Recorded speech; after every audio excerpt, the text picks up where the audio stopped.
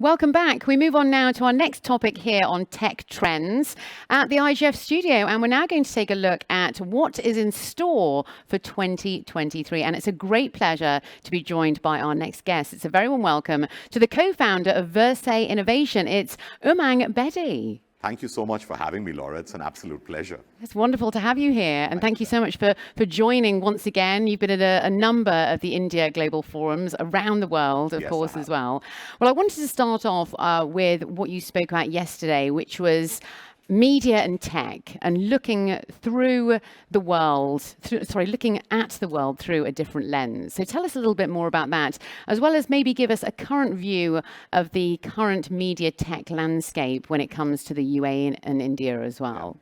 So I think, if you look at the macroeconomic world that we're living in, we're definitely seeing a lot of disruption, right? There's disruption around capital markets, there's disruption around public markets, there's disruption around private markets, and at the heart of this disruption, in my mind, is massive opportunity. On one side, you could argue that, things are getting real. During the COVID period, inflation had peaked up, consumer spending had peaked up, time spent on media and tech had peaked at unprecedented levels, right? Every single metric in the book had peaked, whether you were a public company or a private company. And now you could actually argue that this is a correction of sorts that was bound to happen from a macroeconomic standpoint. But I think the companies and the sectors that will really lead and capitalize on this opportunity are the ones that can do this efficiently, not by burning capital, but by building solid, profitable businesses. We see about 5 key areas, which is going to be pivotal in this next, I would say, the next 2 to 3 years, right? The first is really around 5G. We think 5G is going to disrupt the planet in terms of connectivity. If you look at the speed of internet in the room that we are in right now, it's about 100 Mbps if you check it right now. Whereas 5G can get you up to a terabyte, right? Or 800 gigs. And that's really fast with extremely low latency. It has already been used by 1 billion people on the planet. And by 2027, 3/4 of the connected community in the world will be on 5G. So if you just gaze into the future and think what's going to happen about the experiences that we are used to, whether it's communications, whether it's entertainment, whether it's gaming, whether it's education, healthcare can reach the most remotest of areas, learning, right? All of these are disruptions that are going to create massive value. PwC predicts that it will be around $14 trillion worth of value that will be created in 2027 alone. When I look at India, I think that's at least $1 trillion of value getting created with millions of jobs just due to 5G. So I'm pretty excited about that one macro trend. The second thing that I'm really excited about is, as an extension of riding over that data pipe, is the way video and commerce is getting disrupted. And I think whether you're a commerce company or a content company, the lines are slowly blurring. The lines between advertising and commerce are blurring. And at the epicenter of this is the influencer. We're already seeing influencers in the US build billion-dollar companies with not just billion-dollar valuations, but with $1 billion in sales. And that's pretty exciting because now every brand need not reach out to a celebrity, but you're really driving earned media through an influencer platform. What we're seeing in India with our short video platform on Josh is, one, we've seen explosive growth, but we've also seen the content pivot. It started with, lip syncing, dance, entertainment, all the fun genres, but now is moving to more educational elements, DIY hacks. A lot of new genres that are educative and informative, a little bit of news as well, breaking events. And so we think that when you marry that with influencers, there is a huge opportunity to grow brand and grow proliferation. But we think that over the next 3 to 4 years, today about $500 billion around the world is happening on social commerce. That's going to triple to about 1.5 trillion. So 20% of all commerce that will happen digitally in the next 3 years will be driven through social and video platforms.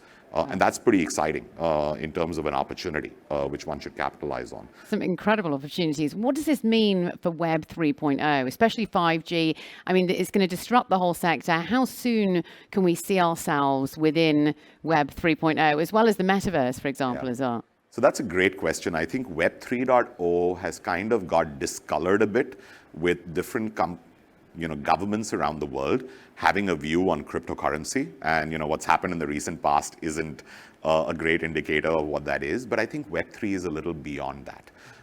What I'm excited about Web3 are fundamental operating principles. And those operating principles are decentralization. No one has power. It's a complete decentralized economy. There's blockchain and AI, where there's no central unit of power. And the third is really around utmost privacy. And that's kind of lacking when you think about social media today. So that's what's exciting. But when you think about how 5G is going to transform it, I think it's going to make it accessible in terms of getting to that experience, but it's not democratizing it. So, today, if you really want to experience a metaversial 3D experience, you're going to have to wear a large AR headset. Those headsets are around $300 to $400. They're highly inaccessible. And so I think the opportunity really lies wherein, platforms like ours are working on tech wherein you can actually have an immersive 3D experience, like you're in the metaverse in this room, right? I could be virtual here. You could beam me in. But that's experienced through a browser on a mobile phone. Now, the opportunity there, or the lack of, the current constraints are the amount of load that it puts onto the back-end compute, right, which is multifold higher, and the amount of load that it puts on bandwidth. So 5G is going to solve the bandwidth problem. We still need to solve the back-end compute problem. But by Moore's law, every 18 months, the power of devices and their costs, costs come exponentially down, power exponentially increases. So I'm a believer that the metaverse coupled with 5G is going to democratize the ability to gain immersive experiences. I'm waiting for the day where true democratization happens, that you're not dependent on a third-party headset. And I think that's when the technology really becomes ubiquitous and impacts mankind. That's when it's going to get exciting, basically. Totally. The only way I could understand the metaverse, I'm very lucky I've got a 9-year-old son. And so he plays all these computer games. Yes. And so that is basically a prototype of exactly what the metaverse is going to be. And it's going to be amazing. It is. Apparently. It is, absolutely. Anyway, in the meantime, let's talk about short-form video content. How is that going to slot in? What's going to happen to that segment? Because, of course, that's very much about what you do as well. Tell us a little bit more about Josh as well. So, we run 3 platforms in the form of a family of apps. Our native platform, or our first platform, was Dailyhunt. It is India's largest local language news and infotainment platform that we've also launched into 6 countries in the Middle East region most recently. Great. Okay. We aggregate content from over 150,000 creators in 17 different local languages, including Arabic here. And we use a lot of AI to drive personal recommendations on feed to keep people informed around newsworthy and infotainment-based content. Today, we already serve over 300 million users on that platform, half of which come back every day. And that business has grown kind of exponentially and is EBITDA positive and is generating cash. The new kid on the block, and it's not really new, it's been 2 years and 3 months, is Josh. So on the back of the China app ban in India, we realized that short-form video has become a real need. There are 2 kinds of experiences, Laura. One is what I call lean-back experiences and lean forward. You lean back when you're watching a movie or a television show or a sports game because you have about 45 minutes to an hour plus to experience that. But when you're on the move, you're on the go, and you're looking for snackable information or entertainment, short form becomes highly addictive. Mm-hmm. It is an expensive business because you need to really curate a bunch of creators creating high quality content on the fly. That encourages millions of user-generated content to come in. You got to develop an understanding of that content and then serve it basis a user's interaction without having any manual tagging in the middle. So there's a lot of tech. Leaving the tech aside, I think the opportunities are immense. We're seeing 3 big opportunities. One, to really have brands connect with audiences organically without advertising. I think advertising is going to morph itself into an area of influence, and that's where the influencers come in. The second thing that we're doing and we're seeing is we've built out what we believe is now the world's largest tech-driven marketplace where we connect brands with influencers. And these need not be top-end celebrities. These could be young kids having following across various social media platforms between 10,000 to 1 million or 1 million plus. Wow. And they drive a lot of organic word of mouth for the brands. The third big area that we're seeing is commerce. And we're seeing that there is an ability for brands and influencers to drive virtual gifting as well as drive real product off shelf. So I think over what the last 2 years has proven, to the point that you made, that it has garnered a lot of attention and time. People are spending over an hour a day on short form video. In China, that number is 2.5 hours a day. It's insane, right? I think the world is still catching up. We're seeing that similar trend in India, but now we're seeing a serious phase of monetization for our business, and that's growing about 3 to 4 times faster than what our historical revenues were on Dailyhunt, because the channels of revenue are more than just advertising. And as you said, there are great opportunities there because obviously you've got the entertainment aspects and all the sort of kids watching these short form videos for fun and things. Then you've got the education aspects, where I actually went to an HR summit the other day, and they said that short form video is the best way to engage in information and actually retain information is through short form videos. So it can be used for both, I suppose. Very quickly, we only have about sort of 5 minutes left. I wanted your take on the potential recession that's coming up globally in 2023. How are we going to navigate this? So, I was talking to someone in the US recently who's one of the chief economic advisors to, a particular constituency within the government. What I learned was 3 things. One, that the US is slow dancing itself towards a full-fledged recession. There was so much, quantitative easing in terms of printing of bills that it has inflated the economy, and every rise that, are being made by federal banks around the world is not going to be enough. And so I think by same time next year, we are going to see ourselves, once the US is in recession, it impacts the rest of the world because we do live in a globalized environment.